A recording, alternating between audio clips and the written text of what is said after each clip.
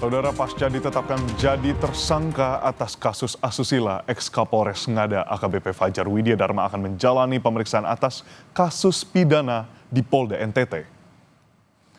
Kapolda NTT Irjen Daniel Tahi Monang Silitonga mengungkapkan setelah dilakukan penyelesaian kedinasan di Mabes Polri, secara pidana ex-Kapolres Ngada AKBP Fajar Widya Dharma akan diserahkan ke Polda NTT untuk menindaklanjuti kasus asusilanya.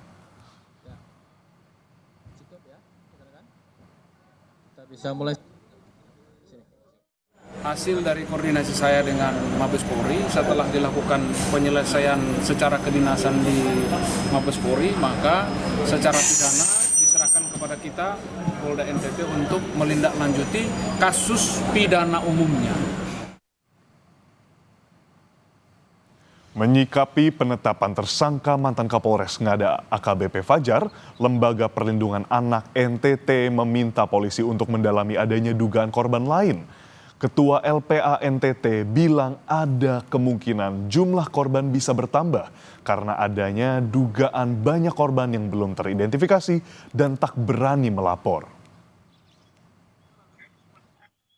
Kami juga berpikir bahwa tentu akan ada korban-korban yang lain, namun umumnya orang malu untuk mengungkapkan, takut, cemas, apalagi berhadapan dengan seorang pelaku yang adalah dalam hal ini Kapolres nonaktif. Dari Mabes Polri dan Polda NTT untuk bisa lebih secara serius dan lebih secara mendalam untuk mencari lagi informasi, menggali lagi informasi lebih jauh untuk bisa mendapatkan korban-korban yang lain. Lebih lengkap terkait penanganan ex-Kapolres Ngada kita tanyakan langsung kepada jurnalis Kompas TV Claudia Carla dan juru kamera Janivan Prapta yang sudah ada di Mabes Polri Jakarta. Selamat pagi Carla, bagaimana kelanjutan kasus dugaan asusila yang dilakukan ex-Kapolres Ngada? Apakah ada kemungkinan korban yang terus bertambah? Edwin dan juga saudara, Kapolres nonaktif Ngada AKBP Fajar Widya Dharma Lukman telah ditetapkan sebagai tersangka atas dua perkara. Yang pertama itu terkait dengan tindakan asusila kepada anak di bawah umur dan juga narkotika. Ia terbukti melakukan tindakan ini setelah menjalani pemeriksaan di Mabes Polri. Polisi juga sejauh ini telah memeriksa korban dan juga saksi sejumlah 16 orang. Untuk terkait dengan penetapannya sebagai tersangka, setelah dilakukan pemeriksaan telah ditemukan bahwa korban yang menjadi korban maksud kami dari tindakan asusila yang dilakukan oleh AKBP Fajar ini sejumlah 4 orang yang terdiri dari 3 anak usia di bawah umur dan juga 1 orang dewasa. Untuk anak usia di bawah umurnya sendiri berusia 6 tahun, kemudian 13 tahun dan juga 16 tahun dan 1 orang usia dewasa berusia 20 tahun.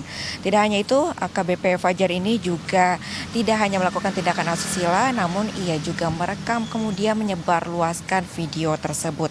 Dari hasil pemeriksaan, polisi juga telah mengamankan sejumlah barang bukti, yaitu hasil visum dari korban, kemudian compact disc yang berisi rekaman kekerasan seksual yang dilakukan oleh AKBP Fajar ini kepada korban sejumlah 8 video. Lalu kemudian ada baju korban dan juga dokumen pesanan kamar hotel yang dipesan oleh AKBP Fajar yang dilakukan pada 11 Juni 2024 di Kupang.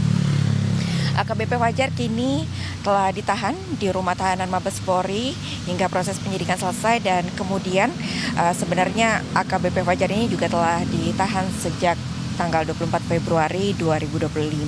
Lalu terkait dengan lanjutan dari penyidikan ini, meski penetapan tersangka telah dilakukan oleh Mabes Polri, namun nantinya untuk penindaklanjutan terkait dengan tindak pidana AKBP Fajar ini akan dilakukan oleh Polda NTT.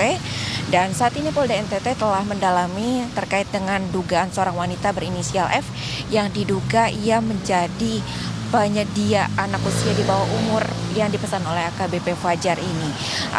Diduga wanita berinisial F ini merupakan salah satu penyedia dari anak usia di bawah umur dan juga yang mengantarkan anak usia di bawah umur tersebut ke hotel yang telah dipesan oleh AKBP Fajar. Kemudian setelah dilakukan Maksud kami setelah dilakukan penyelesaian secara kedinasan, nantinya AKBP Fajar ini akan diserahkan ke Polda NTT untuk kemudian ditindaklanjuti kasus pidananya. Selain dengan kasus pidananya, AKBP Fajar juga akan diproses untuk etiknya sendiri, karena dari penyelidikan melalui kode etik oleh Wappruf ditemukan Kapolres Ngada ini telah melakukan pelecehan kepada anak di bawah umur sebanyak 3 orang dan 1 orang usia dewasa, dan telah terbukti melanggar kode etik polisi dengan pelanggaran berat, sehingga akan dikenakan pasal berlapis Jangto PB 1 2003 tentang pemberhentian anggota Polri yang nantinya akan berujung pada pemberhentian AKBP Fajar ini sebagai anggota Polri. Rencananya sidang etik ini akan dilakukan pada tanggal 17 Maret 2024. Dan tadi seperti yang saya sebutkan terkait dengan status tersangkanya ini atas 2 perkara. Yang pertama terkait dengan tindak asusila, namun juga ternyata setelah dilakukan pemeriksaan dan tes urin kemarin itu telah ditemukan bahwa ternyata hasil tes urin ini AKBP Fajar telah positif mengonsumsi narkoba. Nantinya polisi akan mendalami juga terkait dengan penggunaan narkoba yang dilakukan oleh AKBP Fajar tersebut. Edwin, kembali ke studio.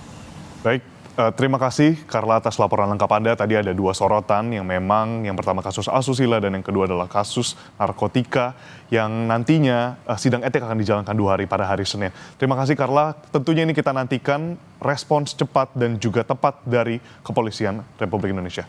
Terima kasih kepada jurnalis Kompas TV Claudia Karla di Barreskrim Polri.